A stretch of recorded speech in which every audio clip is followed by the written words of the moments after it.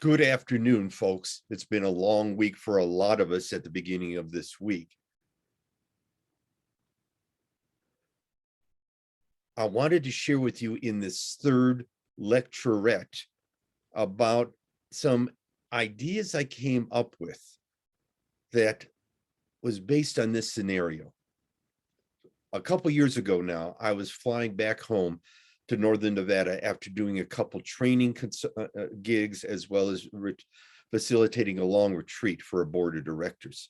And as I was flying home, I asked myself the question, I've had such great opportunities to serve different types of organizations and professions around North America.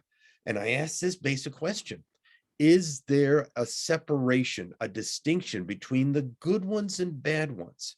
And if there was some kind of distinctions, what would those distinctions be? And the more I asked myself the question, the more these words came to me, that the good, well-organized, flexible organizations are what I call values-driven organizations, where the poorer ones I called needs-driven organizations.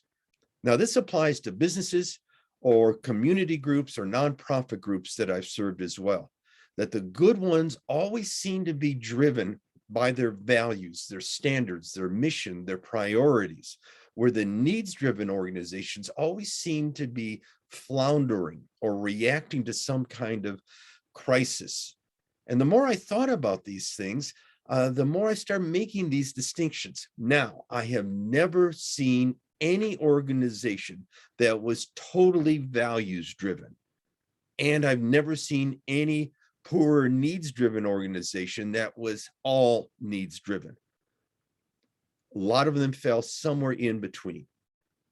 And I also saw that once some organizations saw what they can improve on, they can add a couple more values-driven components and eliminating some of the needs-driven components. I came up with some years ago a working handout, if you can see that, of the types of organizations. And I'm just going to talk to you about a couple of the distinctions typified by a needs-driven organization versus a values-driven organization. Needs-driven organizations I see focus on deficiencies, what's wrong, what is lacking, what kind of mistakes, what don't we have, where values-driven organizations focuses on strengths, what the organization does well, how it is improving. Needs-driven organizations are reactive. They always seem to be putting out brush fires somewhere, and they spend so much time and energy doing that, where values-driven organizations are proactive. They anticipate problems, they even prevent problems, so then they can focus back on their strengths. Needs-driven organizations always seems to be aimless or floundering, where values-driven organizations are clearly defined and have a shared mission with which they keep on emphasizing with people. Needs-driven organizations have a short-run myopia, is that they always want to look at their production numbers for this week or their profit margins for this quarter, where values-driven organizations has a long-term vision. And if they have a bad week or a bad quarter, they keep it in a broader, longer-term perspective based on their long-run vision. Needs-driven organizations seems to always emphasize, and they communicate this, of getting the job done as quickly as possible. And a lot of times that implies having to do the job over again or having someone else do it again. Where a values-driven organization sets the tone of taking pride in doing the job right the first time, no matter how long it takes. There's this old maxim in business says that there's never enough time to do the job right first time, and there's always seems to be a lot of time to redo the job. Values-driven organizations take pride in people or teams doing the job right the first time to completion. Needs-driven organizations almost exclusively ignore workers' personal needs and ignores morale.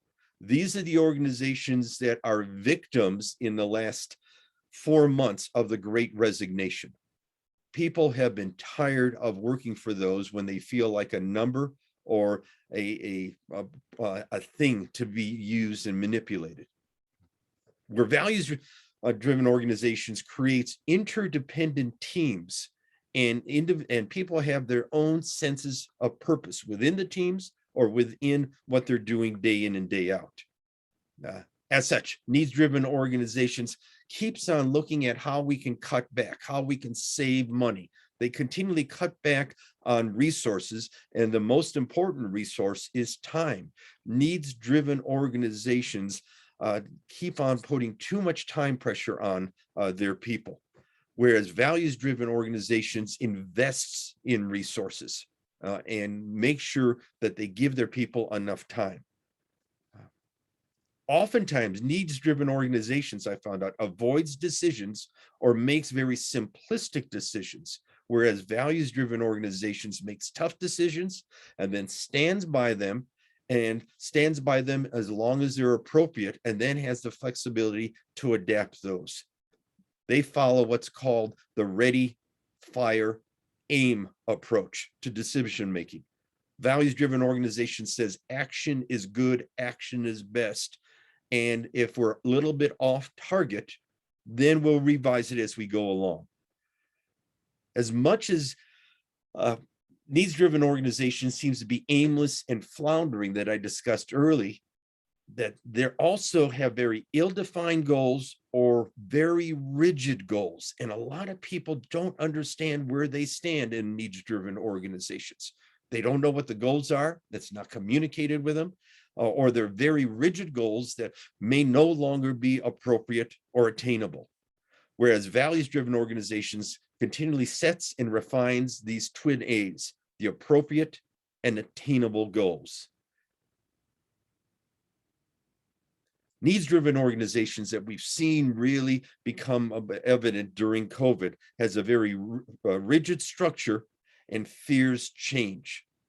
They want to keep on holding on to whatever used to work.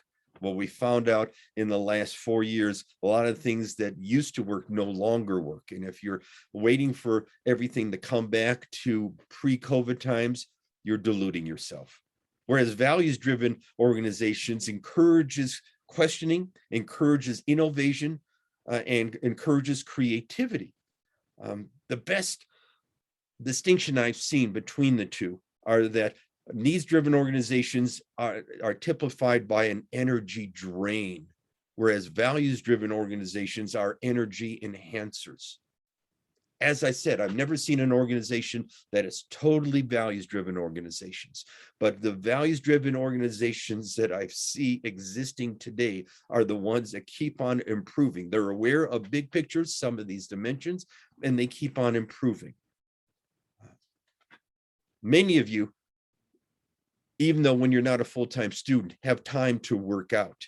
And I've seen, drawn a parallel of your own personal fitness. And I came up with this handout about organizational fitness that looks at the same fitness goals, but organizations really see that as their organization as whether it's a business or a nonprofit organization or a community group or even a sports teams, sees that organization as a body, an entity. As such, they focus on strength. This is concentrated power that the organization brings to a task.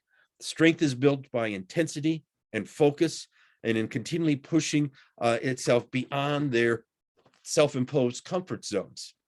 The second area, as in our personal fitness, is endurance.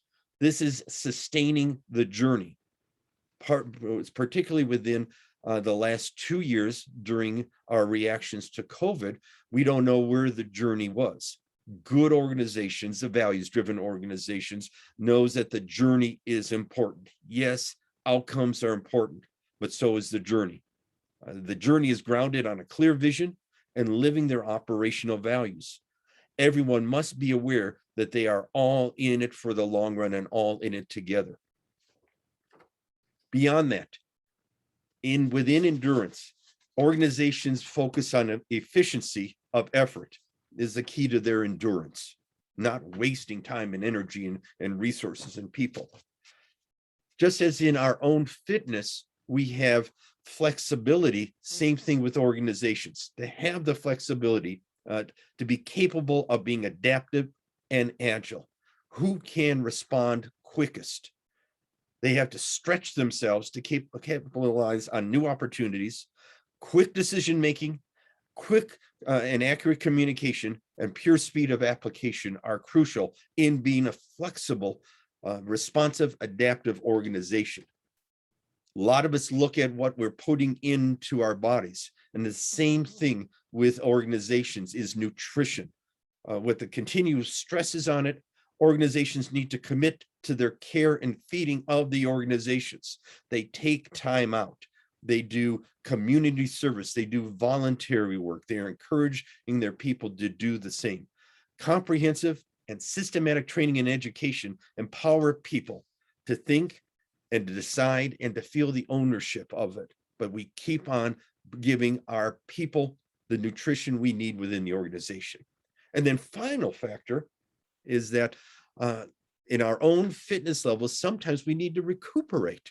Same thing with organizations. Recuperation is important as well. There are times that the organization needs to rest and rejuvenate and actually rejoice in what has been accomplished so far. Rewards, reviews, recognition are essential for the organization to maximize on its tradition and newly acquired strengths. So these 5 factors in your personal fitness can also be applied to your organizational fitness: strength, endurance, flexibility, nutrition, and recuperation. Look at those parallels and think about those a little further. I'll talk with you next week.